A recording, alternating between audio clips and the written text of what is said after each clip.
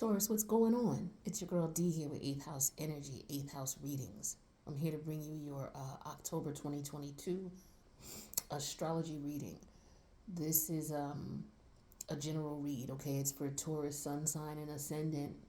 But anybody can resonate with what's going on here because a lot of us as a collective are experiencing these energies just in different areas of our life. So even if you're not experiencing it in this way that I'm describing, you may have a friend or a family member who might be going through a similar situation. It doesn't have to be exact to the T, right?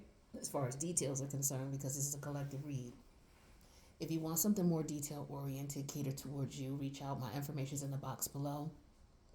Also, check out my other channel, which is called The Mini Styles of Tarot. The link for that's in the box below as well. But don't forget to subscribe here too, right? Subscribe there, subscribe here. Let's get into it. Now, you and Scorpio. Well, everybody has Scorpio in their chart. Everybody has Taurus in their chart. So anybody who's watching this, even if you're not a sun sign or ascendant Taurus, and you're just watching for maybe someone that you deal with who has those placements, or you're just, watching just to check out what the video's about, you were drawn to it. The Taurus energy in your chart and the Scorpio energy in your chart are going through major transformation. Not to mention that the other planets we're going to talk about and the other houses that they're in. But, I mean, you got multiple planets in your first house and in your seventh house, okay? Multiple changes, okay?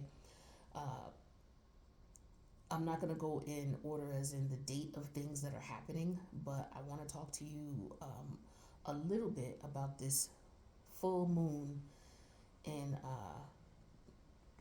Taurus that's going to occur on November 8th. The reason I'm talking about this now, you're like, well, it's October. Why are you talking about this now? Because it's eclipse energy. It's full moon lunar eclipse energy, which means you're feeling this energy right now. We all are. So, and then you have Uranus in retrograde here. So there's something building. There's something brewing here in reference to this energy, and there's something you can do with it. I don't know what you're gonna do with it. I don't even know if you realize you can do something with it. But you are, you are a manifester. You rule the second house of money, of manifesting potential, right? As far as in the material realm. So I think this is great energy for you to focus on letting go of things that are keeping you from manifesting what it is that you truly want and what it is that you truly desire.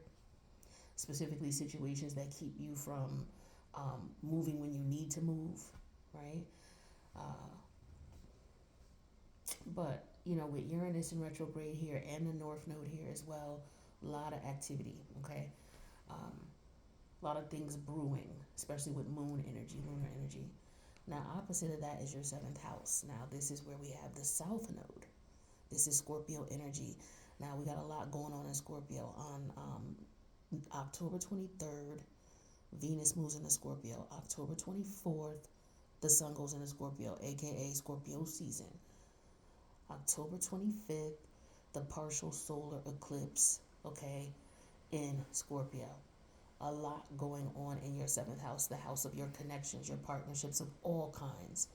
So I just feel like you are like in a position where you're looking back on the things that you've been through, some of the things that you've experienced. I feel like a lot of it is familiar to you, which is why it might be difficult for you to accept, and it's hard to deal with a lot of the changes you had to make in reference to the people you were dealing with and the types of relationships you've encountered. These relationships that you encounter with Scorpio being in your seventh house are going to propel you to change if it's uncomfortable in some way, shape, or form. That's what the Scorpio energy does. So for some of you, you've been put in positions where the relationships have gotten too uncomfortable, and now it's time for you to do something about it. Maybe you hadn't done anything about it before, but I feel like a lot of you have reached your peak, and definitely by that November 8th eclipse time, and maybe a few weeks after, there will be a lot of transformative energy going on, a lot within you, right? Some of you may just solidify the idea or the move that you made to step away from certain things or to step towards certain things, where others of you may be propelled to do it right now. Some of you may be like, okay, I'm glad I made that move, And I say that because I see you got Saturn going direct in your 10th house. So I know this is going on with you in career, right? Your career and finance, your second house.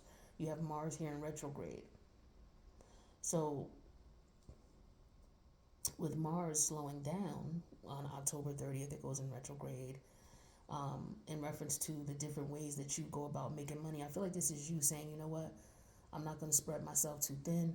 I'm going to focus on, I have a lot of gifts, but I'm going to focus on maybe two or three, because um, trying to get too much done too quickly is something that you're realizing may not work, or you may come to the conclusion that that might be the case.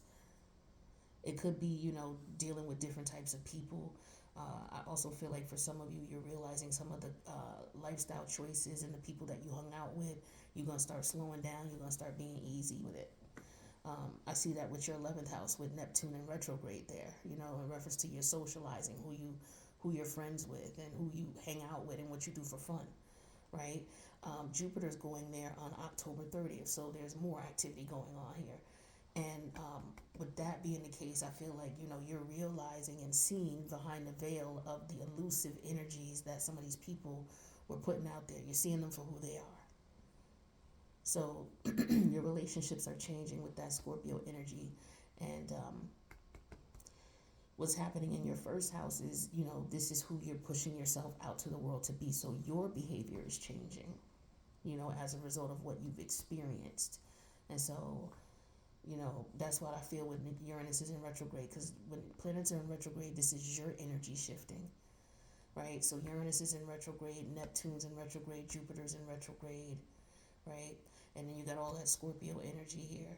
So I just feel like there's a lot going on here, and you're taking the action to make the changes. You've had enough for a lot of you, or now you're ready to change direction, to change path. Now, when it comes to you having fun here, your fifth house here, we got Mercury going direct on October 2nd. You're going to be in a position where I know you're looking back at the way things used to be, what used to be fun, but you're completing cycles now of levels of maturity, especially with Saturn going direct in your 10th house, right? The house of maturity. Well, not the house of maturity in the sense that I was meaning for the 11th house, but I mean as far as your reputation, how you see yourself evolving, you see yourself growing, you know. So it's not just about how people see you. It's also how you see yourself with that 10th house energy. And so with Saturn, when Saturn was in retrograde, you were looking back at what you had to outgrow. So with the 5th house, it could be some of the things that you used to do. With the 11th house energy of some of the people that you're seeing through now, you see who they are, you know. And so as a whole, the 7th house energy is coming in and checking all your relationships. And as far as you learning your lessons, I feel like with your 9th house, Pluto's here in going direct on the 8th. And so Pluto's all about power struggles. So this could have been power struggles you had within yourself about what you were seeing versus, what you were believing, because we're dealing heavily with Neptunian energy here in your 11th house. That's where Pisces is. So people acting as if this is what it really is, but then you find out it's not.